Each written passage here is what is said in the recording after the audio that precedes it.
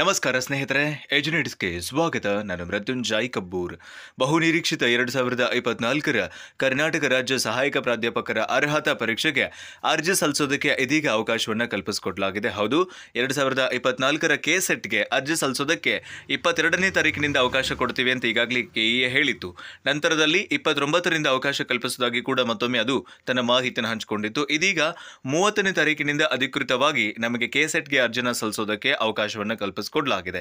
ಏನಿದೆ ವಿವರಗಳು, ಹೇಗೆಲ್ಲ ಭರ್ತಿ ಮಾಡಬೇಕು, ಹೇಗೆ ನಾವು ವೆಬ್ಸೈಟ್ಗೆ ಎಂಟರ್ ಆಗಬೇಕು, ಏನೇನು ವಿವರಗಳನ್ನು ಕೇಳಲಾಗಿದೆ ಇತ್ಯಾದಿ ಎಲ್ಲದರ ಕುರಿತಾಗಿ ಸಂಕ್ಷಿಪ್ತವಾಗಿ ಈ ವಿಡಿಯೋ ಮೂಲಕ ನಿಮಗೆ ಮಾಹಿತಿನ ಹಂಚಿಕೊಳ್ತಾ ಇದ್ದೀನಿ. ವಿಡಿಯೋ ಸ್ಟಾರ್ಟ್ ಮಾಡೋಣ. ಸ್ಟಾರ್ಟ್ ಮಾಡೋದಕ್ಕಿಂತ ಮೊದಲು ನೀವೇನಾದರೂ ಎಜುನೇಟ್ಸ್ಗೆ ಹೊಸಬರಾಗಿದ್ದರೆ ಅಥವಾ ಇನ್ನೂವರೆಗೂ ಸಬ್ಸ್ಕ್ರೈಬ್ ಮಾಡಿಕೊಂಡಿಲ್ಲ ಅಂತಂದರೆ ಸಬ್ಸ್ಕ್ರೈಬ್ ಆಗೋದನ್ನು ಮರಿಬೇಡಿ ಮತ್ತು ಮುಂದಿನ ಎಲ್ಲ ಅಪ್ಡೇಟ್ಸ್ಗಳಿಗಾಗಿ ನೋಟಿಫಿಕೇಶನ್ ಬೆಲ್ ಒತ್ತಿ ಆಲ್ ಅಂತ ಸೆಲೆಕ್ಟ್ ಮಾಡಿ. ಆದ್ಮೇಲೆ ಗಮನಿಸ್ತಾ ಇದ್ರೆ ನಾನು ನೇರವಾಗಿ ಗೂಗಲ್ನಲ್ಲಿ ಕೆಇಎ ಅಂತ ಸರ್ಚ್ ಮಾಡ್ತೀನಿ. ನೀವು ಕೂಡ ನಿಮ್ಮ ಮೊಬೈಲ್ನ ಗೂಗಲ್ ಅಥವಾ ಕ್ರೋಮ್ನಲ್ಲಿ ಕೆಇಎ ಅಥವಾ ಕರ್ನಾಟಕ ಎಕ್ಸಾಮಿನೇಷನ್ ಅಥಾರಿಟಿ ಅಂತ ಸರ್ಚ್ ಮಾಡಿ. ಮೊದಲ ಇಂಟರ್ಫೇಸ್ ಏನು ಬರುತ್ತೆ, ಕೆಇಎ ಹೋಮ್ cet.online.karnataka.gov.in ಅಂತ ಆ ಒಂದು ವೆಬ್ಸೈಟ್ನ ಮೇಲೆ ಕ್ಲಿಕ್ ಮಾಡ್ಕೊಳ್ತಾ ಇದ್ದೀನಿ. ಗಮನಿಸ್ತಾ ಇದ್ರಿ ಕರ್ನಾಟಕ ಪರೀಕ್ಷಾ ಪ್ರಾಧಿಕಾರ ಅಂತ ಕಾಣಿಸ್ತಾ ಇದೆ ಕೆಇಎ. ಸೊ ನಂತರದಲ್ಲಿ ನಮ್ಮ ಬಲಭಾಗಕ್ಕೆ 3 ಸಣ್ಣ ಅಡ್ಡಗೆರೆಗಳಿರೋದನ್ನು ಕೂಡ ನಾವು ಗಮನಿಸ್ತಾ ಇದ್ವಿ. ಅದರ ಮೇಲೆ ಕ್ಲಿಕ್ ಮಾಡಿಕೊಂಡಾಗ ಮುಖಪುಟ, ಪ್ರವೇಶ, ಹಿಂದಿನ ವರ್ಷದ ಪ್ರವೇಶಗಳು, ನೇಮಕಾತಿ, ಮಾಹಿತಿ ಹಕ್ಕೋದೇ ನಿಯಮ, ಈ ರೀತಿಯಾಗಿ ಬೇರೆ ಬೇರೆ ಅಂತ ಒಂದಿಷ್ಟು ಮಾಹಿತಿಗಳು ಗೋಚರಿಸುತ್ತೆ. ಆ ಪೈಕಿ ಪ್ರವೇಶ ಅಂತ ಏನಿದೆ, ಈ ಪ್ರವೇಶದ ಮೇಲೆ ಕ್ಲಿಕ್ ಮಾಡ್ಕೊಳ್ತಾ ಇದ್ದೀನಿ. ಮೊದಲಿಗೆನೇ ಗಮನಿಸ್ತಾ ಇದೀವಿ ಕರ್ನಾಟಕ ರಾಜ್ಯ ಅರ್ಹತಾ ಪರೀಕ್ಷೆ ಅಥವಾ ಕೆಸೆಟ್ 2024 ಅಂತ ಇದೆ. ಅದರ ಮೇಲೆ ಕ್ಲಿಕ್ ಮಾಡ್ಕೊಳ್ತಾ ಇದ್ದೀನಿ.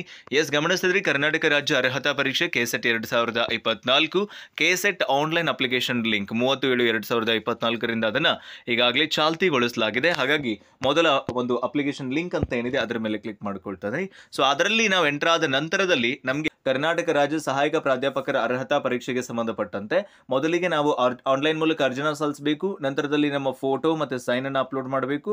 ನಂತರದಲ್ಲಿ ಫೀಸ್ ಅನ್ನು ಪೇಮೆಂಟ್ ಮಾಡಬೇಕು. ಕೊನೆಗೆ ನಾವು ಅರ್ಜಿನ ಮುದ್ರಿಸಬಹುದು ಅಥವಾ ಅಪ್ಲಿಕೇಶನ್ ಅನ್ನ ಪ್ರಿಂಟ್ಔಟ್ ತಗೊಳ್ಬಹುದು. ಸೊ ಮೊದಲಿಗೆ ಕರ್ನಾಟಕ ರಾಜ್ಯ ಅರ್ಹತಾ ಪರೀಕ್ಷೆಗೆ ಅರ್ಜಿ ಸಲ್ಲಿಸಿ ಅಂತ ಮೊದಲ ಒಂದು ಆಪ್ಷನ್ ಏನಿದೆ ಅದರ ಮೇಲೆ ಕ್ಲಿಕ್ ಮಾಡ್ಕೊಳ್ತಾ ಇದ್ದೀನಿ.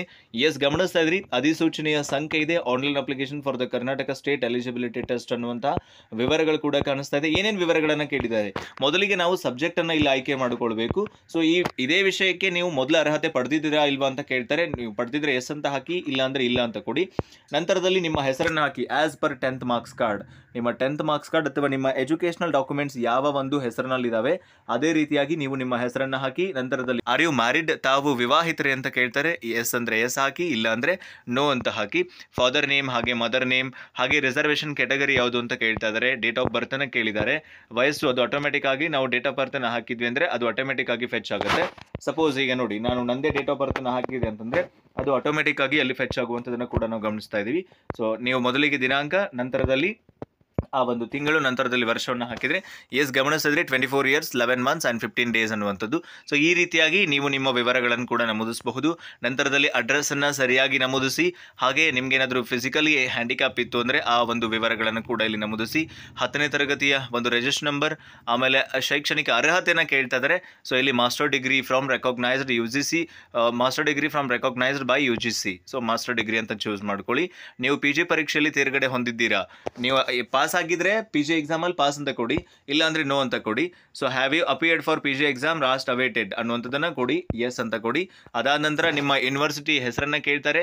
ನೀವು PhD ಹೋಲ್ಡರ್ ಆಗಿದ್ದೀರಾ, PhD ಆಗಿದ್ರೆ PhD ಅಂತ ಕೊಡಿ. ಕೇಂದ್ರ ಸರ್ಕಾರಿ ನೌಕರರೇ, ಕೇಂದ್ರ ಅಥವಾ ರಾಜ್ಯ ಸರ್ಕಾರದ ನೌಕರರೇ ಅಂತ ಕೇಳಿದರೆ ಇದ್ರೆ ಎಸ್ ಅಂತ ಕೊಡಿ, ಇಲ್ಲ ಅಂದ್ರೆ ನೋ ಅಂತ ಕೊಡಿ. ಪ್ರೆಸೆಂಟ್ಲಿ ವರ್ಕ್ ಮಾಡ್ತಾ ಇದ್ದೀರಾ ಅಂತ ಕೇಳ್ತಾ ಇದ್ದಾರೆ, ನೀವು ಕೆಲಸ ಮಾಡ್ತಿದ್ರೆ ಎಸ್ ಅಂತ ಕೊಡಿ, ಇಲ್ಲ ಅಂದ್ರೆ ಬೇಡ. ಸೇವೆಯಿಂದ ಎಂದಾದರೂ ವಜಾಗೊಂಡಿದ್ದೀರಾ, have you ever been dismissed from your service ಅಂತ ಕೇಳ್ತಾ ಇದ್ದಾರೆ. ಸೊ ಅದಕ್ಕೆ ವಿವರಗಳನ್ನು ಕೊಡಿ. ಆಮೇಲೆ 4 ಡಿಜಿಟ್, ಲಾಸ್ಟ್ 4 ಡಿಜಿಟ್ ಆಧಾರ್ ಅಂಕೆಗಳನ್ನು ನಮೂದಿಸಿ. ಪರೀಕ್ಷಾ ಕೇಂದ್ರವನ್ನು ಕೂಡ ನೀವು ಇಲ್ಲಿ ಆಯ್ಕೆ ಮಾಡ್ಕೊಳ್ಳೋದಕ್ಕೆ ಅವಕಾಶ ಇದೆ. ನಿಮ್ಮ ಸಮೀಪದ ಪರೀಕ್ಷಾ ಕೇಂದ್ರವನ್ನು ಆಯ್ಕೆ ಮಾಡ್ಕೊಳ್ಳಿ. ಬಟ್ ಪರೀಕ್ಷಾ ಕೇಂದ್ರವನ್ನು ಆಯ್ಕೆ ಮಾಡ್ಕೊಳ್ಳೋದಕ್ಕಿಂತ ಪೂರ್ವದಲ್ಲಿ ನೋಟಿಫಿಕೇಶನ್ ನಲ್ಲಿ ಯಾವ ಒಂದು ಸಬ್ಜೆಕ್ಟ್ಗೆ ಯಾವ ಪರೀಕ್ಷಾ ಕೇಂದ್ರ ಇದೆ ಅನ್ನೋದನ್ನ ಖಚಿತಪಡಿಸಿಕೊಂಡು ನಂತರದಲ್ಲಿ ಪರೀಕ್ಷಾ ಕೇಂದ್ರವನ್ನು ಆಯ್ಕೆ ಮಾಡ್ಕೊಳ್ಳಿ. ನಂತರ ಡಿಕ್ಲರೇಷನ್ ಅನ್ನು ಕೊಟ್ಟು ಪ್ರಿವ್ಯೂ ಮಾಡಿ ಸಬ್ಮಿಟ್ ಅನ್ನ ಮಾಡಿದ್ರೆ ಅಲ್ಲಿಗೆ ನಿಮ್ಮ ಮೊದಲ ಹಂತದ ಅರ್ಜಿ ಸಲ್ಲಿಸುವಿಕೆ ಮುಗಿಯುತ್ತೆ. ನಂತರದಲ್ಲಿ ನಿಮ್ಮ ಭಾವಚಿತ್ರ ಮತ್ತು ಸಹಿಯನ್ನು ನಿಮ್ಮ ಅಪ್ಲಿಕೇಶನ್ ID ಮತ್ತು ಡೇಟ್ ಆಫ್ ಬರ್ತ್ ಹಾಕೋದ್ರ ಮೂಲಕ ನೀವು ಸಲ್ಲಿಸಬಹುದು. ನಂತರದಲ್ಲಿ ಶುಲ್ಕ ಪಾವತಿಯನ್ನು ಕೂಡ ಮಾಡೋದಕ್ಕೆ ಅವಕಾಶ ಇದೆ. ಆನ್ಲೈನ್ ಮೂಲಕ ನೀವು ಶುಲ್ಕ ಪಾವತಿಯನ್ನು ಕೂಡ ಮಾಡಬಹುದು. ಶುಲ್ಕ ಪಾವತಿಸಿದ ನಂತರ ಅರ್ಜಿಯನ್ನು ನೀವು ಪ್ರಿಂಟ್ಔಟ್ ತಗೊಳ್ಳೋದಕ್ಕೂ ಕೂಡ ನಿಮಗೆ ಇಲ್ಲಿ ಅವಕಾಶವನ್ನು ಈಗಾಗಲೇ ಕಲ್ಪಿಸಿಕೊಡ್ತಾ ಇರುವಂಥದ್ದನ್ನು ಗಮನಿಸ್ತಾ ಇದ್ದೀವಿ.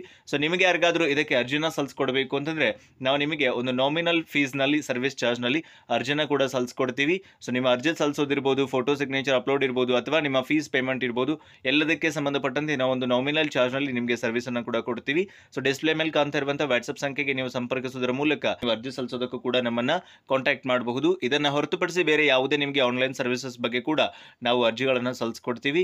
ಸೊ ಈ ವಿಡಿಯೋ ನಿಮಗೆ ಉಪಯೋಗಕಾರಿ ಆಗಿದೆ ಅಂತ ಭಾವಿಸ್ಕೊಂಡಿದ್ದೀನಿ. 2024ರ ಕೆಸೆಟ್ಗೆ ಅರ್ಜಿ ಸಲ್ಲಿಸುವಂಥ ಅವಕಾಶ ಈಗಾಗಲೇ ಆರಂಭಗೊಂಡಿದೆ.